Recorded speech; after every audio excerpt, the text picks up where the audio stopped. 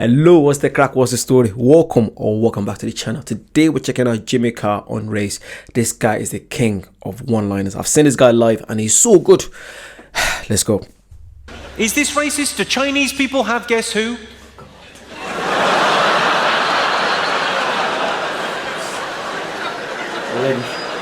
I tried that joke for the first time in a tiny little 50-seater theatre above a pub, and there was a Chinese lady front and centre, and she laughed enough that she sort of bent forward, and it looked like I'd gone, no. It's freaky.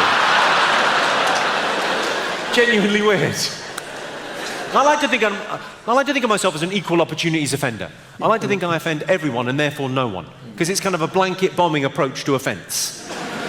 It's like I'm not picking on any group, and also I'm not really making any points, am I? I'm just trying to make you laugh for a couple of hours. That's my only job in this world. I'm not trying to make any points or change anyone's mind about anything. And the best defense of a joke is always, it's just a joke. I was only joking. Relax, we're just trying to make you giggle.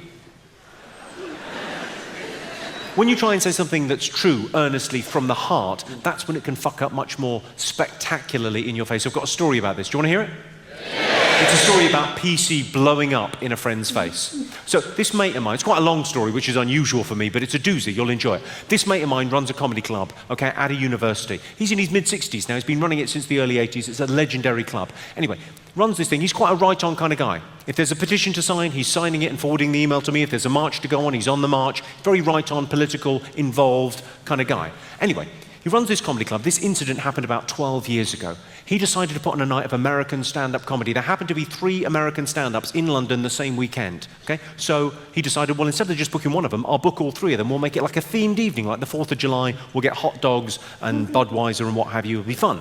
So everyone comes to the evening. There's like 300 people in the club, and he's all excited about it. The first act goes up on stage. He's a black American stand-up out of New York City, and he does what I would refer to as an Uncle Tom routine.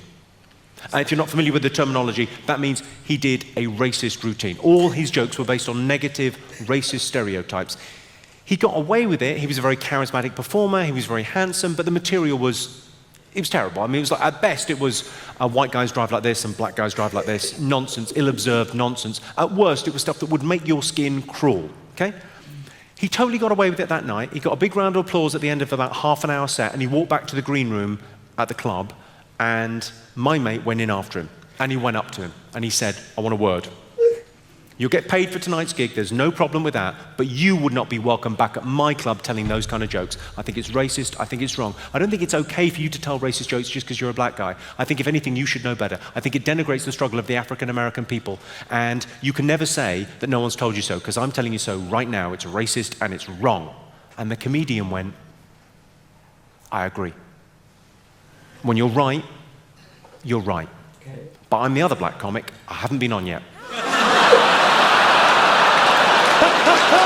What is it about being blind that makes you want to walk the dog the whole time? What the wrong guy. That's the worst thing. Like sometimes, yeah, if I'm trying to talk to someone, from a different race, and I feel like they might look the same. They might look similar. I said look the same. They might look similar. I just keep my mouth shut. Because that's the worst thing you want to do to a different race. If you're not sure, just keep quiet. The wrong black guy. Oh my God. Let me know. That's not racist, obviously. But God, it's the worst feeling for the person that's doing it. Because I've seen people, confuse me with someone else. And whenever I tell them, oh, it's not me, their face just drops. Oh, sorry, mate. Oh, I didn't. I'm like, it's all right. It's all right. It happens. But yeah, let me know what you guys think about it. That was good. Jimmy Carr's a legend, obviously. Yeah, I'll see you guys very soon. Bye-bye.